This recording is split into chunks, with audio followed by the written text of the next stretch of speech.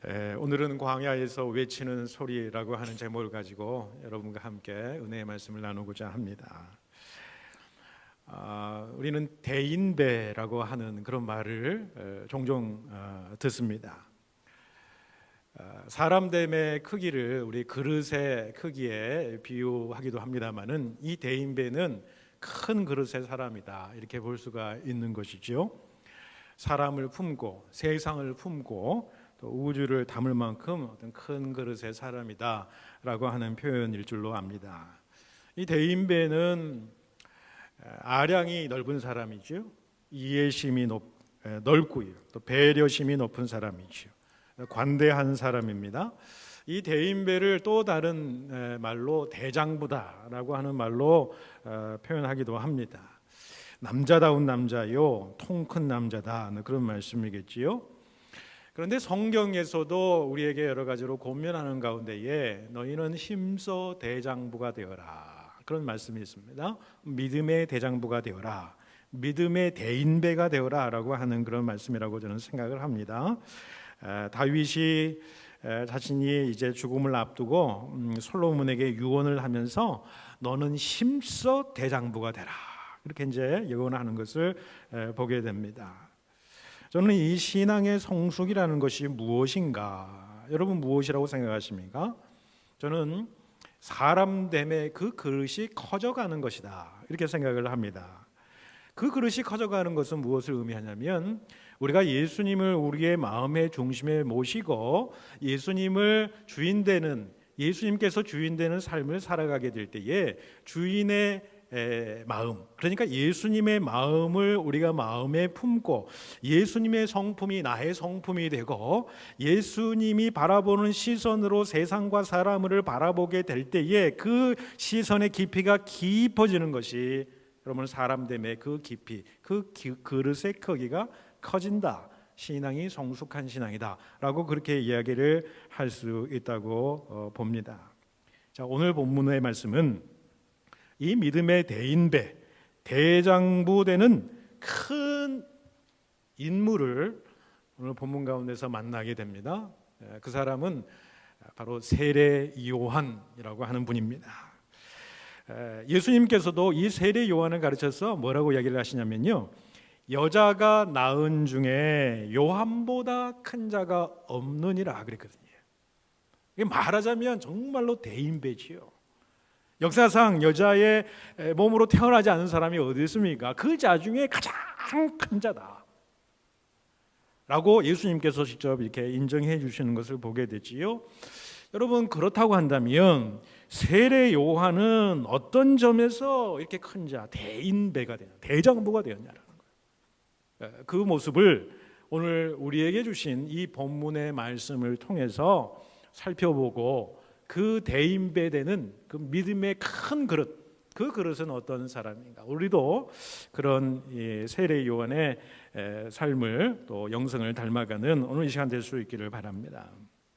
누가복음에 보면은 세례 요한에 대해서 설명을 하지요. 그는 레위 지파 사람이었다. 그리고 아비야 후손의 제사장 가문이었다라고 이야기를 합니다. 그러니까 이 세례 요한은 제사장의 아들인 거지요. 당시의 제사장들은 기득권 사회의 기득권층에 속하는 사람들이에요. 그러니까 어렸을 때부터 부족함이 없이 자랐던 그러한 사람이었을 것입니다. 그리고 정상대로라고 한다면은 제사장 가문은 아버지의 대를 이어서 계속 제사장 가문이 되기 때문에 제사장이 되었을 거예요. 그런데 그런 그가 자신의 평안한 삶의 배경을 뒤로하고 거친 광야 생활로 들어가는 것을 보게 됩니다. 많은 학자들은 세례 요한이 광야에서 말하자면 에세네파 사람들입니다. 삶의 그 조건과 그 삶의 중심을 벗어나서 광야나 사막에서 따로 자기들끼리 모여서 철저하게 율법을 지키면서 말씀을 묵상하고 말씀을 필사하면서 그 말씀대로 살려고 노력했던 그 일파가 바로 에세네파인데, 이 에세네파의 한 사람이었을 것이다 라고 이야기를 합니다. 그러니까 광야에서 금욕주의적인 삶을 살고 율법을 철저하게 지키며 살았을 것이라고 하는 것이지요. 그렇기 때문에 세례 요한이 복음서에 나와서 그의 사역을 시작할 때에 낙타 가죽옷을 입고 석청과 메뚜기를 먹으면서 말씀을 외치게 된 배경이 바로 거기서 나온 겁니다. 어느 날 하루아침에 하나님의 뜻이 임해서 그가 광야로 나갔고, 그가 그런 삶을 살아가면서 하나님의 복음, 회개의 복음을 전하는 것이 아니었어요. 그 이전부터 그는 그러한 철저한 복음의 그 삶을 살아왔다라는 것을 우리가 보게 된다라는 것입니다. 그곳에서 율법을 깊이 묵상하고 그 율법을 써가면서 세속적이고 사람 중심의 삶을 완전히 내어버리고 말씀 안에서 거룩하여지고 영적인 삶의 모습으로 변화가 되어 훈련받았다라는 거예요. 이런 훈련의 과정이 있었기 때문에 오늘 본문에 예수 그리스도를 예비하는 자로서의 광야의 그 선지자적인 삶을 살았던 것으로 우리는 알아야 된다는 것입니다. 그런 삶을 살고 있었던 어느 날 세례 요한에게 하나님의 구원 사역의 임계점이 이루는 거지요. 하나님의 때가 임한 겁니다. 그래서 하나님이 예비하신 사역을 감당하게 하신 것이죠. 그런데 우리가 당시 이스라엘의 상태를 우리가 좀 살펴볼 필요가 있습니다. 여러분, 말라기 이후에 400년 동안을 암흑기간이라고 이야기를 합니다. 그것은 400년 동안 이 세례 요한이 오기 전에 구약의 마지막 선지자인 말라기가 그의 사역을 마치는 순간부터 이 세례 요한 전까지 400년 동안 하나님께서 선지자를 보내지 않았어요. 하나님의 말씀이 들려지지 않는 그런 시대였어요. 그래서 암흑의 시대다 이렇게 이야기를 합니다. 400년 동안 무슨 일이 일어났습니까? 이스라엘 백성들이 바벨론 포로에서 70년 바벨론 포로에서 겨우 풀려나서 이제 성전도 다시 쌓고 성벽도 다시 쌓아서 이 민족의 모습을 다시 한번 갖추는 그런 모습이 어느 정도 흘러갔습니다만은 결국에는 어떻게 됩니까? 헬라 제국에 의해서 다시 멸망하지 않습니까?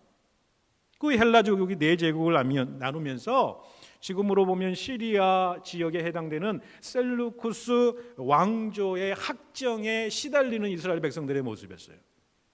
그 셀루쿠스 왕조 가운데 가장 험악한 왕이었던 안티오코스 4세라고 하는 사람은 엄청난 학정, 엄청난 박해를 이 백성들, 이스라엘 백성들에게 가했던 사람입니다. 그의 별명이 에피파네스라는 거예요. 유대인들이 붙였는데 에피파네스라는 것은 말 그대로 미친놈이다라는 거예요. 얼마나 잔인하고 악독했으면 그래요.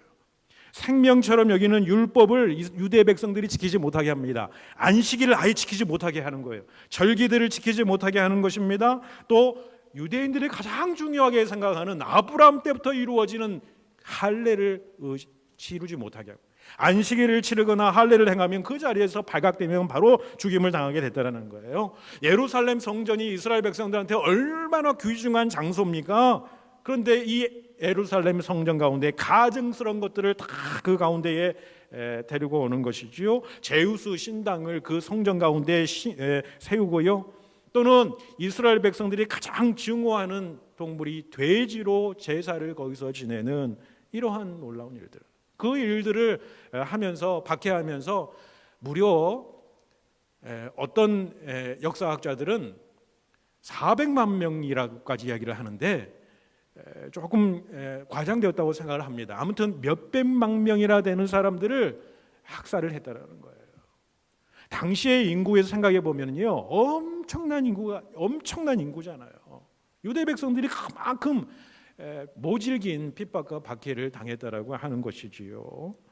그런데 그 이후로 그 일 때문에 마카비 형제들이 봉기를 일으키고 나중에 유대의 하스몬 왕조가 들어서기는 합니다만 다시 어떻게 됩니까?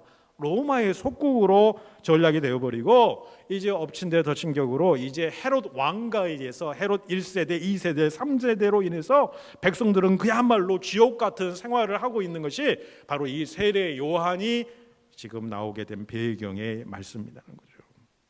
그러니 백성들이 생각하기에 한결같이 백성들은 이 세상이 말세다라고 생각한 거예요. 그리고 이 세상이 확 뒤집혔으면 좋겠다라고 하는 그런 마음이 있었던 것이죠. 그렇기 때문에 자연스럽게 종말론적인 묵시 문학 사상이 팽배했었고요. 그 구세주가 빨리 와서 그 정치적인 메시아가 빨리 와서 구원해 주기를 바라는 그 메시아 대망 사상이 이렇게 퍼져 있었던 것이죠. 자, 이런 상황에서 그는 광야에서 뭐라고 외칩니까? 천국이 가까웠으니 회개하라라고 외치기 시작을 했고요. 새로운 세상이 도래했다라는 것을 그는 선포하기 시작했다라는 거예요. 여러분 생각해 보세요. 요단 강가에서 극도로 청빈한 그 모습이었잖아요. 당시의 모든 정치, 경제, 종교의 지도자들은 다 사실은 이 타락한 생활이었어요. 그러나 그의 삶을 보면 너무나도 청빈했어요. 철저한 도덕성을 갖춘 사람이었어요. 그리고 경건의 모습도 있고 경건의 능력으로 무장한 사람이었어요. 그런 세례 요한의 메시지는 당시 예루살렘 사회를 아주 기본부터 흔들었다는 거예요. 그의 메시지는 예언자들의 전통과 맥을 같이 한 것이죠. 하나님의 정의를 강물처럼 흘러가게 하는 일이었다는 거예요. 이러했기에 백성들이 그의 말을 따라서 수많은 사람들이 몰려들었고 그의 말 한마디에 열광을 했고요. 그의 말 한마디가 절대적이었어요. 영향력이 대단했다는 것입니다. 그래서 사람들은 생각하는 거지요. 그가 하나님께서 보내주시기로 약속하신 메시아가 아닌가 이렇게 생각을 했습니다. 그래서 오늘 본문의 이야기가 시작이 되는 겁니다. 이런 분위기 속에서 당시 종교의 기득권을 누리던 지도자들이 사람들을 세례 요한에게 보내죠. 그러면서 뭐라고 묻습니까? 너는 누구냐라고 묻습니다. 이 질문에 대해서 세례 요한은 드러내어 말하고 숨기지 않았다. 직설적으로 이야기를 했다라는 거예요. 숨기지 않았다라는 거예요. 자기는 그리스도가 아닙니다라고 이야기를 해요. 자기는 메시아가 아니다라고 얘기를 했다는 거예요. 여러분 언뜻 생각하면은 쉬운 대답처럼 보이지만은 여러분 당시 세례 요한의 위치를 그 처지를 한번 우리가 생각해 보면요. 수많은 사람들이 그의 주변에 몰려들기 시작합니다. 참신한 예언의 말씀에 굶주려 있던 백성들에게 세례 요한은 단번에 정말 인기 있는 지도자 또는 선지자 또는 메시아처럼 보였던 그 찰나였죠. 여러분 세례 요한은 유혹을 느꼈을까요? 안 느꼈을까요? 세례 요한의 성정과 성품을 보면 유혹을 느끼지 않았습니다. 그는 단호했습니다. 그런데 우리가 한번 생각해 보자고요. 보통 성정의 사람이라고 한다면 그런 위치에 있다고 한다면 어떤 생각을 들까요? 이참에 메시아가 한번 돼봐? 다들 그렇게 믿고 있고 그러나 나는 메시아가 아닌 걸 알고 있어. 그런데 사람들이 나를 메시아라고 믿고 싶어해. 그걸 너무너무 내가 잘 아니까 한번 해봐. 못할 것도 없지 않겠어? 내가 뭐 부족해? 카리스마도 있고 사람들이 내 말 앞에서 벌벌 떨잖아. 내가 메시아처럼 행세하면 온갖 권세, 온갖 영화들이 내게 돌아올 거 아니야. 여러분 이것이 인간이 가지고 있는 그 마음 깊은 곳에서 나오는 그런 인간적인 생각이에요. 그런데 세례 요한은 그렇지 않았다는 거예요. 이러한 잠재적인 인간의 욕망에 대해서 단호하게 노라고 외쳤다는 거예요. 자기 자신이 누구인가를 너무나게 확실하게 잘 알고 있었다는 겁니다. 그래서 다음으로 질문한 게 뭡니까? 그러면 네가 그리스도가 아니면 네가 엘리야와 같은 선지자냐 엘리야냐? 라고 물어요. 왜 이런 질문을 하냐면요, 유대인들은 메시아가 그 땅 가운데 오시기 전에 엘리야가 다시 올 것을 그들은 믿었기 때문이에요. 그 말씀은 말라기 말씀에 나옵니다. 말라기 4장 5절 6절에 보시면 여호와의 크고 두려운 날이 이르기 전에 내가 선지자 엘리야를 너희에게 보내리니 그가 아비의 마음을 자녀에게로 돌이키게 하고 자녀들의 마음을 그들의 아버지에게로 돌이키리라. 회개하게 하리라. 돌이키리라. 이렇게 이야기하더라고요.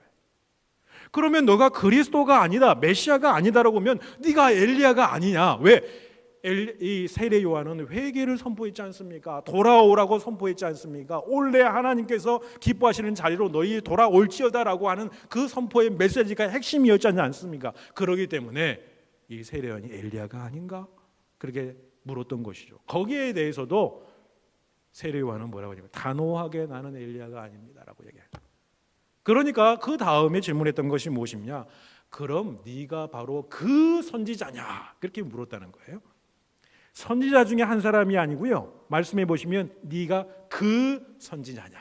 그렇게 물었다는 거예요. 이게 무슨 말씀이냐면요. 여러분 모세도 예언자였습니다. 선지자라고 얘기하잖아요. 모세가 무슨 예언을 하냐면요. 신명기 18장 15절에 말씀해 보시면은 여호와께서 네 형제 중에서 나와 같은 선지자 하나를 일으키시리니 그를 들을지어다. 이렇게. 나와 같은 선지자 하나를 세워주신다는 거예요. 그러니까 그 선지자가 누구를 얘기하는 거예요?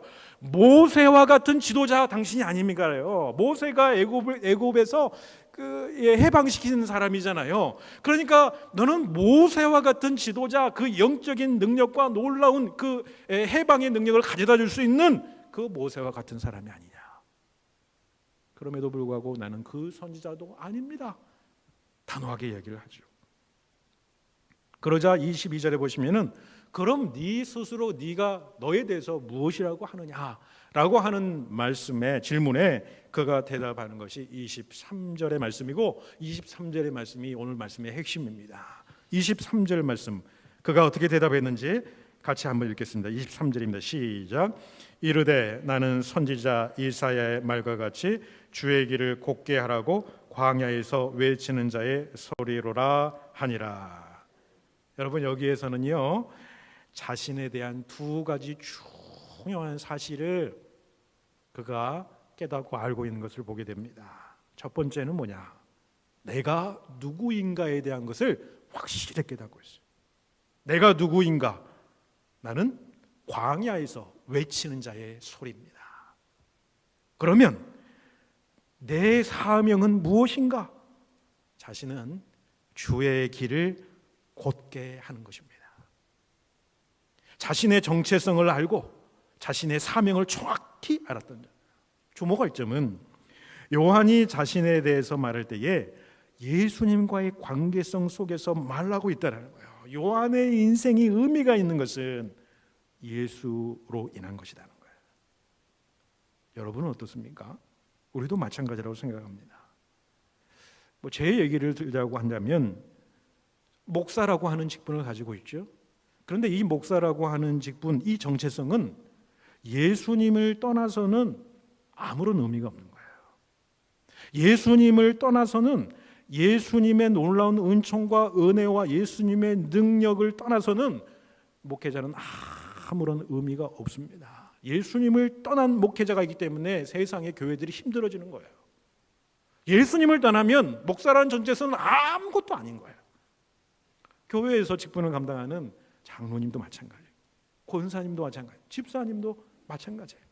예수님을 떠나면요, 예수님이 주인 되어서 교회를 섬기고 하나님의 나라를 섬기지 않으면 아무것도 없어요. 아무것도 의미가 없는 거죠. 가정에서 아버지라고 하는 위치, 정체성, 또 남편이라고 하는 정체성도요, 예수 그리스도를 떠나면 아무런 의미 없어요. 세상적인 모습으로 변해요. 부부관계도 부부관계로만 끝나는 것이 아니에요. 그 가운데 주님이 계시는 거예요. 주님이 관계하지 않으면 남편으로서 정체성은 아무것도 아니에요. 아버지로서 정체성도 마찬가지예요. 하나님의 마음을 품고 주님의 마음을 품고 자녀를 대해야지, 주님이 그 마음의 중심에 오셔서 그 관계가 이루어져야지 참된 관계가 이루어지는 거죠. 그러니까 모든 것이 예수님을 떠나서는 사실은 의미가 없는 것입니다. 그래서 신학자 보네퍼는 무슨 얘기를 하냐면요, 그리스도인이란 그리스도 안에서 자기 자신을 발견하는 사람이다. 우리의 삶이 주님으로 인해서 의미와 가치를 지니게 되는 것입니다. 주님의 빛 가운데서 주님의 빛을 발하서 주님의 빛을 반사해서 세상의 소금과 빛의 역할을 감당하는 것이 우리들의 삶이라는 것이죠. 그리스도인의 삶은 주님으로 인해서 우리의 삶의 목적이 생기고 우리의 삶의 올바른 방향이 지어진다는 거예요. 주님을 떠나서는 인생의 참된 의미와 참된 목적과 하나님께서 우리를 통해서 이루시고자 하는 하나님의 뜻을 이룰 수가 없는 겁니다. 그래서 칼빈은 기독교 강요 1권 1장 1절의 제목을 뭐라고 그러냐면 자신에 대한 지식이 없이 하나님께 대한 지식에 이를 수 없고, 그 다음 절에는 뭐라고 하냐면 하나님께 대한 지식이 없이 자신에 대한 지식을 가질 수 없다 그랬습니다. 이게 무슨 말씀입니까? 인간은 누구나 자신이 누구인가를 알아야 되는데, 자신을 알려고 한다면 반드시 나를 이 땅에 보내신 하나님을 알아야 된다는 거예요. 하나님 안에 있는 내 자신의 모습이 참된 자신의 모습이라는 거예요. 이 자신의 모습을 잃어버리니까 문제가 되는 거예요. 우리 삶의 문제가 되는 거예요. 우리의 교회가 문제가 되는 것은 하나님 안에 있는 내 자신이 사라져버리니까 문제가 되는 거예요. 호세아는 뭐라고 이야기합니까? 이스라엘 백성들이 하나님께 대한 지식이 없으므로 망한다고 그랬어요. 하나님에 대한 지식이 없다는 건 뭐예요? 자기에 대한 올바른 지식이 없는 거예요. 그러니 자기의 삶의 기준이 하나님한테 있는 것이 아니라 자기의 삶의 기준이 어디에 있어요? 세상 기준에 가 있는 겁니다. 그러니 그 망하는 민족이 되어버리는 거지요. 여러분, 하나님을 힘써 알기를 소망하시는 여러분 되시기를 바랍니다. 그리고 그 하나님 안에서 참된 내 자신의 모습, 하나님 앞에서 내 자신의 모습, 그 모습을 발견할 수 있는 저와 여러분 될 수 있기를 바랍니다. 여러분, 세례 요한은요, 자신을 뭐라고 합니까? 주의 길을 곧게 하라고 광야에서 외치는 자의 소리다, 자신을 소리다, 그렇게 말씀했어요. 여러분, 세례 요한은 자신을 주님의 길을 예비하는 소리라고 고백했는데, 자신은 말씀이 아니에요. 사도 요한이 요한복음에서 이야기하는 그 말씀은 뭡니까? 하나님의 아들 예수 그리스도가 말씀이지 않습니까? 그러니까 자신은 말씀이 아니라 그 말씀 대신 그 예수 그리스도를 전하고 그저 사라져버리는 소리에 불과하다라고, 나는 소리에 불과하다는 거예요. 말씀이 내용이고 예수 그리스도가 내용이고, 그 소리는 내용을 전달하는 매체이고 수단일 뿐이라는 거예요. 말씀이 목적이라면 소리는 수단이에요. 나는 수단일 뿐이에요. 예수님을 전하는 수단일 뿐이에요. 그 정체성을 가지고 있었다는 거예요. 자기의 정체성을 너무너무 잘하고, 예수님과의 관계성 속에, 그리고 자기의 가야 될 길을 알고 있었던 거예요. 사명의 길을 알고 있었던 것이죠. 그런 자는요, 담대해질 수밖에 없는 거예요. 세례 요한이 얼마나 담대합니까? 그런데 그 담대함과 더불어서 그 자기 정체성을 하나님 안에서 알고, 예수 그리스도 안에서 자기 정체성을 알고, 삶의 목적이 무엇인지 깨달아 알고, 자신의 사명, 무슨 길을 걸어갈지 아는 자는요, 또한 삶의 겸손의 능력이 그 가운데 나오는 거예요. 겸손함과 담대함은요, 반대되는 의견이 아니에요. 같이 가는 겁니다. 우리가 잘못 생각하는 경우들이 많아요. 겸손한 자가 담대해질 수 있고, 담대한 자가 겸손한 자라는 거예요. 여러분 보십시오. 27절에 세례 요한이 뭐라고 고백합니까? 곧 내 뒤에 오시는 그이라, 나는 그의 신발끈을 풀기도 감당하지 못하겠노라. 여러분, 랍비들 사이에 내려오는 말이 무슨 말이 있냐면요, 제자가 스승을 위해서 무슨 일이든 다 할 수 있지만 단 한 가지는 예외랍니다. 그것은 자기의 스승의 신들매를 묶거나 푸는 일이래요. 그러니까 제자가 하늘 같은 스승에게도 하지 않았던 일이 신들매를 푸는 일이라는 거예요. 그런데 세례 요한은 무엇이라고 이야기합니까? 비천한 종이 하는 신들매 푸는 일조차 자기는 감당하기 어렵다고 고백하는 거예요. 왜 그렇습니까? 그분은 인간의 스승이 아니라는 거예요. 말씀이 육신이 되어 오신 하나님 그 자신임을, 그 메시아이심을 너무나도 잘 알았기 때문에 그분 앞에 선 자기의 모습은 어떤 모습이에요? 그분의 신들매를 풀기도 매기도 종과 같은 존재도 될 수 없는 것임을, 자임을 고백하고 알았다는 것입니다. 여러분, 겸손이라는 게 무엇입니까? 겸손은 사람들 앞에서 자기 비하를 하는 것이 아닙니다. 자기 이상도 아니에요. 자기 이하도 아니에요. 하나님 안에서 자기 자신이 되는 거예요. 하나님 안에서 내가 누구인가를 깨닫는 거예요. 하나님 안에서 나의 나됨을 깨닫고 내게 주어진 길이 무엇인지를 정확하게 깨닫고 인생의 목적과 의미를 그 하나님 안에서, 예수 그리스도 안에서 가는 자는요, 자기 그 이상도 아니에요. 그 이하도 아니에요. 그것대로 살아가는 삶이에요. 이게 여러분 겸손의 삶이라는 것입니다. 자신보다 높아지려는 것이 교만이고 자신보다 낮아지려는 것이 비굴함이에요. 신앙인은 비굴해서는 안 돼요. 교만해서도 안 됩니다. 그 상태가 뭐예요? 담대함이에요. 겸손함입니다. 여러분, 자기 분수를 잘 알아서 교만에도 빠지지 않고 비굴함에도 빠지지 않는 것, 이것이 겸손이고 이게 세례 요한의 겸손이었다라는 것입니다. 이것을 잘 표현해 주는 이야기가 있는데, 프란치스코라고 하는 성자가 있는데 이 제자 중에 한 사람이 환상 가운데 천국을 갔더랍니다. 천국을 갔는데 높은 하늘의 보좌에 빈 보좌가 하나가 보이더래요. 그래서 천사에게 이 보좌는 누가 앉을 자리입니까? 라고 물었더니 그 천사가 하는 말이 누구냐면 이 세상에서 제일 겸손한 성 프란체스코가 앉을 자리다, 이렇게 이야기를 들어요. 이 환상 중에 깨어납니다. 약간의 시기심이 생기죠. 그리고 스승을 시험 삼아서 스승에게 질문을 합니다. 스승님, 당신은 자신을 어떤 사람이라고 생각을 하십니까? 라고 물었더니 프란시스코가 이렇게 대답합니다. 나는 세상에서 제일 악한 사람이라고 생각하네. 그러자 그 제자가 뭐라고 하냐면, 모든 사람들이 선생님을 성자라고 부릅니다. 그런데 자신을 악한 사람이라고 하는 것은 과장된 겸손 아닙니까? 위선 아닙니까? 그건 거짓말 아닙니까? 라고 물었어요. 여러분, 그렇게 질문할 수 있지 않겠어요? 인간의 입장에서 봤을 때는. 그런데 프란시스코가 무슨 이야기를 하냐면 이런 이야기를 해요. 자네는 몰라서 그래. 내가 하나님으로부터 받은 은혜가 얼마나 많은 줄 아는가? 내게 주신 은혜를 다른 사람에게 주셨다고 한다면 그 사람들은 나보다 훨씬 더 좋은 사람이 되었을 것이라고 생각하네. 여러분, 이 대답에서 여러분 무엇을 생각하십니까? 제자는 사람의 입장에서 스승을 바라봤어요. 그런데 프란시스코는 자기 자신됨의 의미를 무엇을 통해서 바라봤습니까? 하나님을 통해서 바라봤어요. 하나님 안에서 내 자신의 모습이 어떠한, 하나님을 통해서 자기 자신을 바라보니까 내가 악한 사람이었다라는 거예요. 내가 죄인이었다라는 거예요. 여러분, 죄가 더한 곳에 은혜가 더 많았다고 사도 바울이 고백하지 않습니까? 하나님 앞에서 내 자신을 들여다보니까 나는 너무너무 죄를 많이 지고 악한 사람이었어요. 그럼에도 불구하고 나를 하나님의 사람으로 세워주신 그 하나님의 놀라운 은혜, 그 은혜, 하나님의 풍성한 그 은혜를 다른 사람에게 베풀었다면 더 훌륭한 사람이 되지 않을까. 프란시스코의 겸손은 이겁니다. 사람들 앞에서의 겸손이 아니에요. 과장된 겸손이 아닙니다.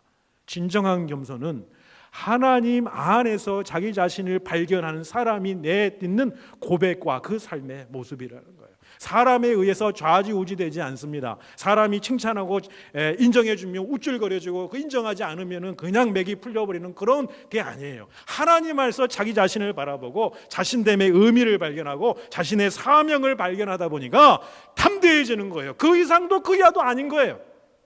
하나님 안에서 자기 자신을 발견하고 내 정체성이 무엇이냐, 하나님이 나에게 주신 사명이 무엇이냐, 그게 중요하지. 왜 사람이 중요합니까? 왜 다른 사람의 주변의 상황들이 중요합니까? 그게 중요하지 않다는 거예요. 그저 하나님 앞에서 내가 어떤 사람인가, 그 가운데에 내가 놓여 있더니 내가 이런 사람이더라, 이렇게 고백하는 것, 이것이 바로 세례 요한의 겸손이에요. 프란시스코의 겸손이었다는 것입니다. 그것이 바로 여러분 하나님의 충성된 일꾼입니다. 사람들이 알아주지도 칭찬받고 대접받지 못해도요, 오직 그리스도가 내 삶 가운데 드러나는 것을 내가 기뻐하는 삶이에요. 그게 진정한 충성된 일꾼이다.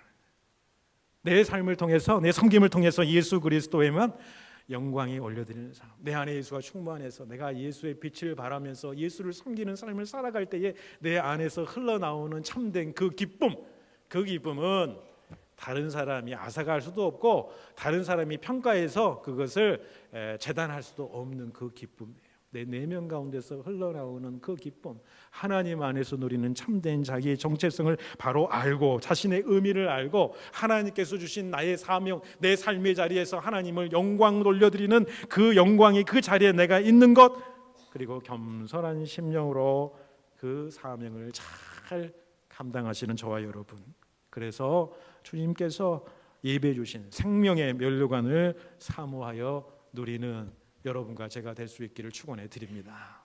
기도드리겠습니다.